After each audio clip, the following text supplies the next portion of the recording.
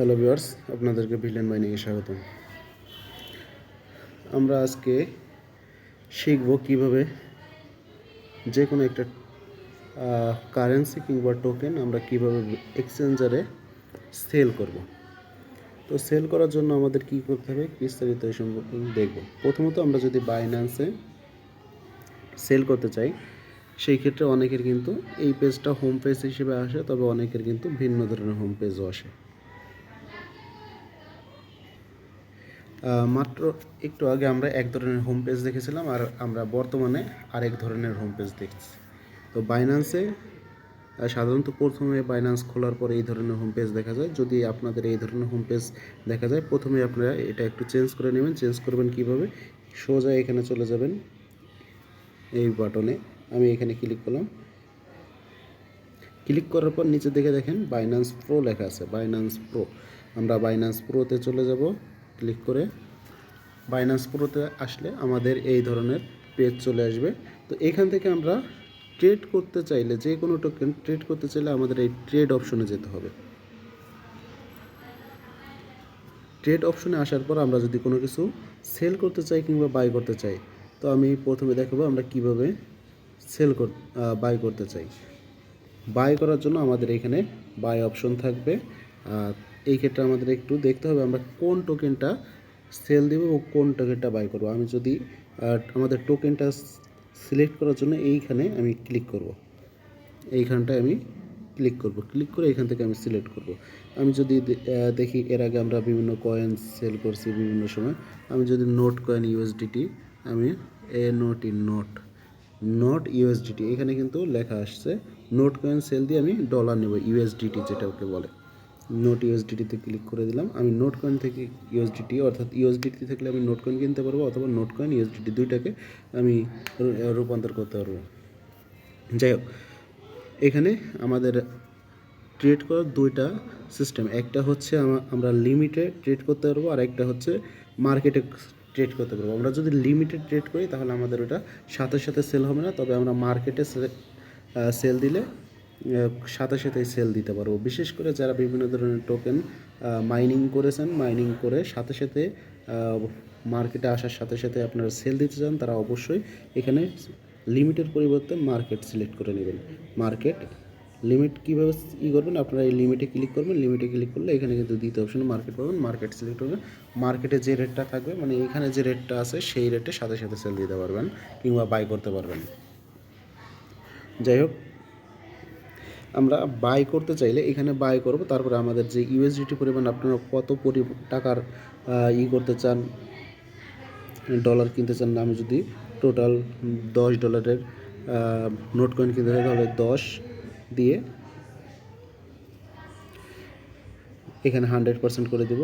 মানে আমি এখানে কিন্তু আমার টোটাল $10, এবং সেটাকে আমি কি করেছি, এই যে এই অপশনটা দেখেন, এই অপশনটা কিন্তু আমি বাড়িয়ে কমিয়ে নিতে পারবো। আমি এই যে কমিয়ে নিলাম, আবার বাড়িয়ে নিলাম। 100% করে এখানে 10 দিয়ে দিলাম, তাহলে আমি $10 কিনতে পারবো। তারপরে আমার এখানে যে বাই নট আছে, বাই নটে ক্লিক করলে আমি কিন্তু বাই করতে পারবো।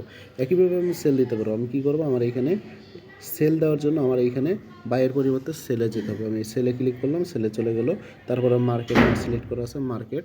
তারপরে আমি আমার কত পরিমাণ নোট সেল দেবে, এখানে আমার কিন্তু, আমি যদি বলি আমার এখানে নোট কয়েন আছে 3300।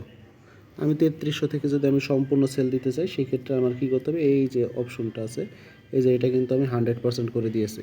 তো আপনাদেরও কিন্তু এইভাবে 100% বিভিন্ন করে, তো আপনি 50% করতে চান বা অন্য কিছু করতে চান, তাহলে করতে পারেন, সমস্যা নেই।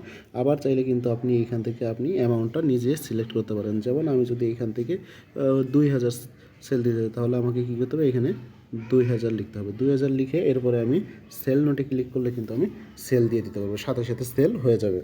তো আমাদের এখানে বাই এবং সেলের প্রসেসটা কিন্তু এমন। এর বাইরে আমরা চাইলে বিভিন্ন ধরনের লিমিটেও সেল দিতে পারি। আর লিমিটে সেল দেওয়া কেমন সেটা আমি যদি আপনাদের বোঝাই, এখানে আমাদের বর্তমান মার্কেট প্রাইস আছে 0.0085।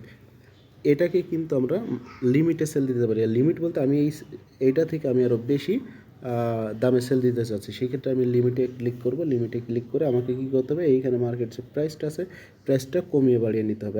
আমাদের এইখানে ক্লিক করতে হবে। এইখানে যদি আমরা ক্লিক করি তাহলে কিন্তু এটা কমিয়ে বাড়িয়ে নিতে পারবো। আমার 0.085-এ না দিয়ে আমি 1 সেন্টে দিতে যাচ্ছি 0.01-এ।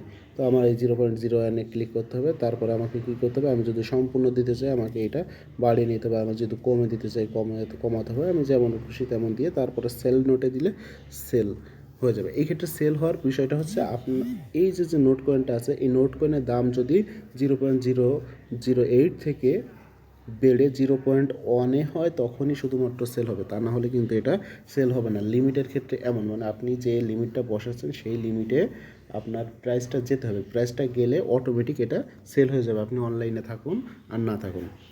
আর আপনি যদি এখানে লিমিট না দিয়ে মার্কেট দেন তাহলে সেই ক্ষেত্রে আপনার জন্য কী হবে, এখানে মার্কেটে যে প্রাইসটা থাকবে সেই প্রাইসে আপনার বাই হয়ে যাবে অথবা সেল হয়ে যাবে। মোটামুটি আপনারা সবাই বুঝতে পারছেন আমরা কীভাবে এখান থেকে বাই সেল করব বাইন্যান্স থেকে। এখন বাইন্যান্স থেকে এইভাবে করব, তাহলে আমরা বাইবিট, বিটগেট কিংবা গেট.io, MEX গ্লোবাল সহ বিভিন্ন এক্সচেঞ্জার আছে, সেইখানে আমরা কীভাবে বিক্রি করব সেটাও আমাদের বোঝা প্রয়োজন। সেই ক্ষেত্রে আমাদের সবারই বাই সেল প্রসেস একই, শুধুমাত্র কী করতে হবে, আমাদের এই ট্রেড অপশনটা খুঁজে নিতে হবে। কারো ট্রেড অপশন মাঝে থাকে, কারো এখানে থাকে, যে অপশনগুলোই থাকে এই নিচের দিকে যে বারগুলো আছে, এই নিচের দিকের বারগুলোতে আমরা যদি একটু খেয়াল করি এখানে অনেকগুলো আলাদা আলাদা অপশন থাকে। কোনোটা ওয়ালেট থাকে, কোনোটা ফিচার থাকে, কোনোটা ট্রেড থাকে, কোনোটা মার্কেট থাকে, কোনোটা হোম থাকে। এটা আরেকটা বিষয় হচ্ছে, আমাদের যে কোনো কিছু ট্রেড করার পূর্বে সেটা ট্রেড ব্যালেন্স আছে কিনা, ট্রেডিং ব্যালেন্স আছে কিনা সেটাও আমাদের খেয়াল করতে হবে। সেটা যদি আমাদের ফান্ডিং ব্যালেন্সে থাকে তাহলে কিন্তু হবে না। সেক্ষেত্রে আমাদের কী করতে হবে, প্রথমে এই ওয়ালেটে আসতে হবে। ওয়ালেটে এসে তারপর আমাদের এই কোথাও কোথাও স্পট লেখা থাকে, কোথাও ট্রেড লেখা থাকে।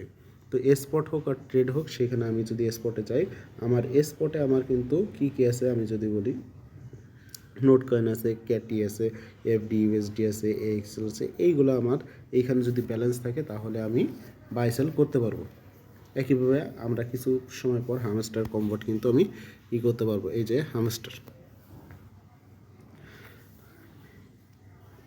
হামস্টারও সেল দিতে পারবো।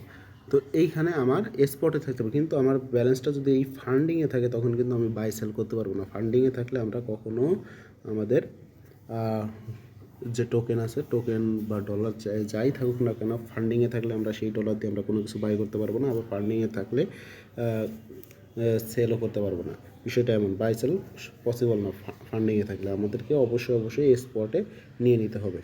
তো স্পটে আমরা কীভাবে নেব, সেই ক্ষেত্রে আমাদের কাজ আছে, আমাদের কোনো একটা কিছু ফান্ডিংয়ে আছে, স্পটে নেওয়ার জন্য আমরা শুধু কী করবো, এখানে ট্রান্সফার আছে, ট্রান্সফারে ক্লিক করব। ট্রান্সফারে ক্লিক করে এইখান থেকে আমরা করে নেব। এখানে আমাদের স্পট আছে, নিচে ফান্ডিং আছে, আমরা কিন্তু স্পট থেকে ফান্ডিংয়ে চলে যেতে পারবো।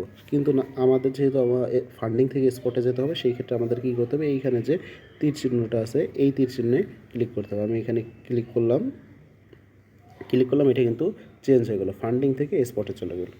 ফান্ডিং থেকে এখন আমি কোন কয়েনটা ফান্ডিং থেকে স্পট, আমি কি ডলার নিতে চাচ্ছি নাকি অন্য কিছু নিতে চাচ্ছি, সেটা আমার এইখান থেকে সিলেক্ট করতে হবে।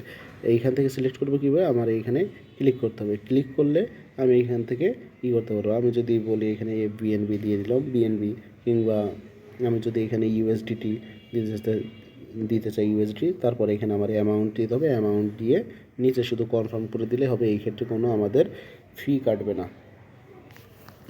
তো মোটামুটি ট্রেডিং সম্পর্কে আমাদের এতটুকু জানলেই হয় যে আমরা এইভাবে সাধারণ ট্রেডিং, স্পট ট্রেডিং যেটাকে বলে, এটা কিন্তু ফিউচার ট্রেডিং বা অন্য কিছু না, এটা হচ্ছে স্পট ট্রেডিংয়ের সাধারণ বিষয়বস্তু।